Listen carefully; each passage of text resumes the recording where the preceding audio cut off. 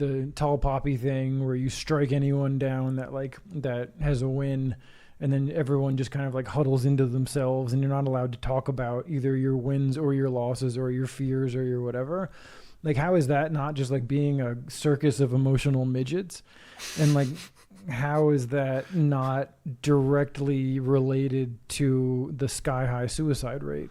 I hate to say, that because it creates a pressure cooker with no outlet, and that's not good. That's just comprehensively bad. Yeah. One of the local comedians, actually, Joe Damond, he just jumped on a different podcast, and he mentioned that he personally believes the suicide rate a lot, and like mental health in general, comes down to the lack of ability to express yourself for men especially. So that perfectly aligns with what you're saying.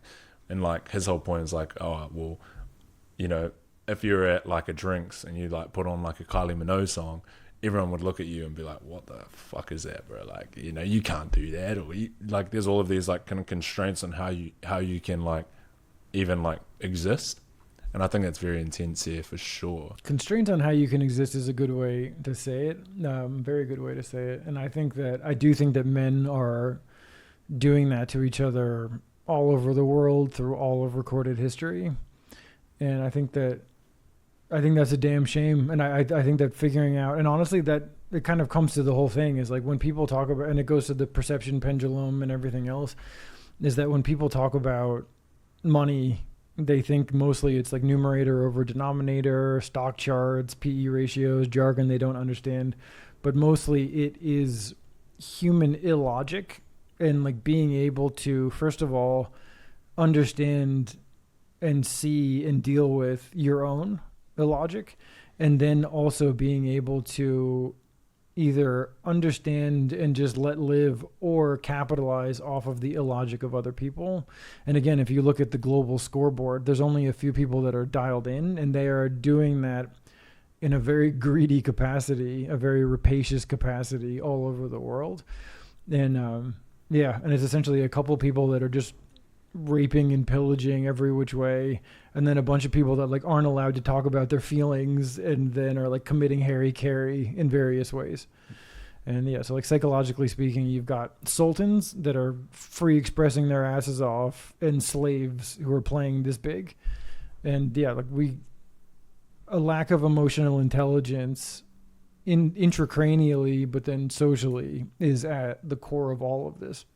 Yeah, that's something I thought about extensively, like the sultans and slaves dynamic psychologically, mainly because like I feel like growing up in New Zealand, like with all of the constraints that we just mentioned, it like really like made me want to express myself and like do something. And I think a lot of people feel confined by it. But it's interesting, you mentioned like slaves.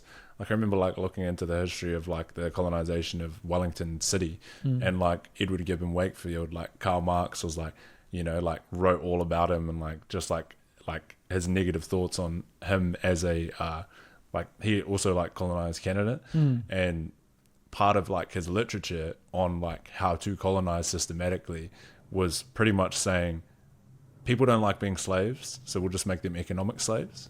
Yep. And it's just like, well, it's literally in writing, bro. Like that's like the root of the country. Like, I don't know. I remember I read some meme randomly where it was like, why didn't we structure this so we could just hang out and eat fruit? Like, why did we do this? Yeah. And so this was architected. All of this was architected. And it can be like reverse architected, but not without, because as anybody knows, it is much easier to do something than to undo something. And it is much easier to learn something than to unlearn something. It is a huge ask for an entire society or an entire like global civilization to like unlearn something and pivot. But essentially, like if we're really trying to create a different world order, which I think a tool like investing definitely does make possible, entrepreneurship and investing can definitely play a huge and disproportionate role in making that happen. But it is a huge ask, but 99.5% of that ask is an EQ, emotional intelligence ask, not an IQ ask, which makes it even harder, considering that where is emotional intelligence being trained or even incentivized for?